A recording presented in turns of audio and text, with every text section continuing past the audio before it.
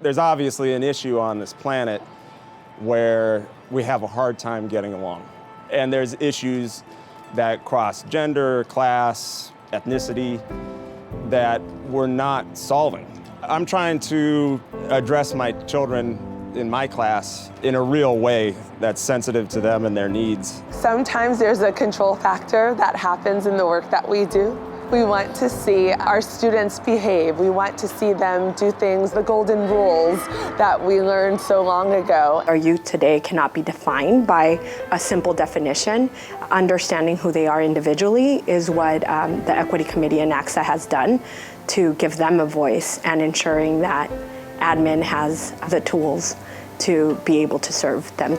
The Equity Project is an opportunity for people to really get a chance to see and practice some of the pedagogy that we talk about on how to really reach our students of color, our students that come from difficult backgrounds, but also to merge multiple backgrounds and diverse groups. We're working with students who are different, who come from different experiences. So that's often the challenge, I think, for bringing it back to an organization. I do believe that this type of training in terms of equity and reading about equitable practices in schools and then being able to see it here at Roses and Concrete or different schools that implement some of these practices is hugely important to anybody that works at any school. I can see it applicable to office staff in terms of how they engage with kids and build relationships with families as a first point of contact with families, as well as teachers, obviously, in terms of how they bring this into their curriculum. How do they approach in their pedagogy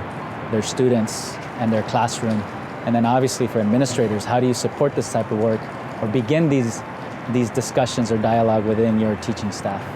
Equity's been a focus at my school where our student population is primarily Latino and African American. Knowing that our teachers need some work with cultural proficiency and equity in general, we started an equity team to work on creating and lessening the achievement gap that we see. It's not just about the test scores.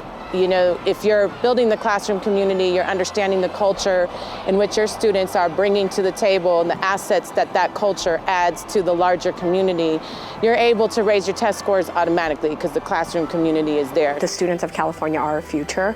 We need to give them what they need.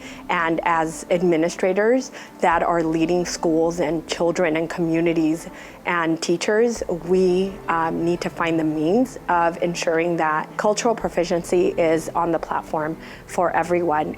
If I'm learning and I'm modeling healthy behavior for children as a teacher, then hopefully if my actions and my words will affect other teachers and help the movement press forward.